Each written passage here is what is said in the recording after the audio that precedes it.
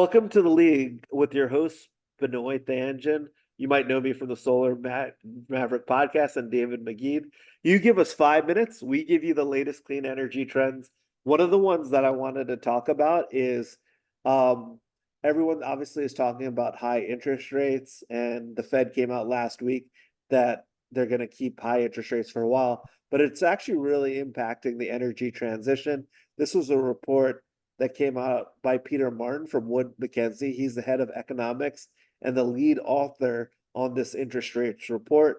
Basically, it said that higher interest rates could jeopardize the energy transition and impact the US's push for more domestic manufacturing, specifically solar panel manufacturing in the US, that with the Inflation Reduction Act, they're trying to increase and basically providing incentives to do that. It's interesting. He used some metrics, which I thought was pretty interesting. A 2 percentage point increase in interest rates have levelized the cost of electricity for renewables by as much as 20%, really impacting utility scale solar. And we've seen that, as being a developer of projects, it's taken a lot longer for projects to get developed because of the higher interest rate environment. Also, there's been supply chain issues, and the margins on utility scale projects are so slim that once you raise interest rates, it makes it hard to make these projects pencil. Also, it impacts the development fee in a negative way. So this was really interesting report that Wood Mackenzie came out with. The other major news that I thought was great here is the EIA came out with a study saying that solar is going to be the major driver of the energy transition in the US. EIA said that solar will provide 41% more electricity in 2024 than in 2023. EIA said that 19 gigawatts of solar capacity was added in 2023, and they expect this coming year 37 gigawatts. So from 19 to 37, which is almost double, which is a large jump in generation. And then they think in 2025, total solar generation is expected to grow another 25%. That's new generation coming online. That's pretty amazing. That's exciting for all of us in the US in the solar industry. It's interesting because solar still is a very small part of the energy mix. Just to give you an example, natural gas makes up 42%, coal makes up 17%, and solar right now is about 4%.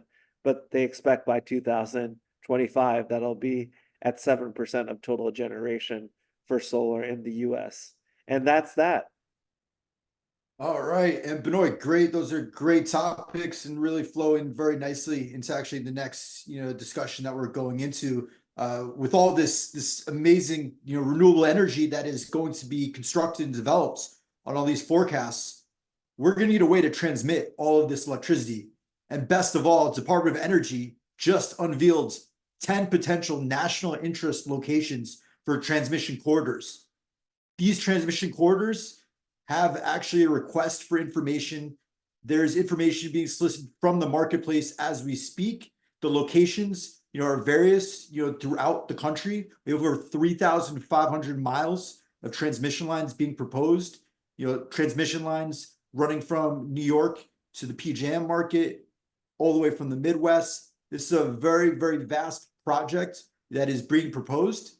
And with this transmission project that's being proposed, all that solar energy and renewable technology that's coming online that Benoit is speaking about, this is a huge opportunity to make a lot of money for developers, especially now, as these plans are being devised, identifying the locations of these transmission locations, substations, and trying to site early. John Podesta, White House, has been quoted on this transmission congestion corridor that's being proposed, that this is necessary for our energy transition. We're not going to be able to meet our clean energy transmission without distribution, of these renewable resources. So huge topic, very exciting to see what's going on.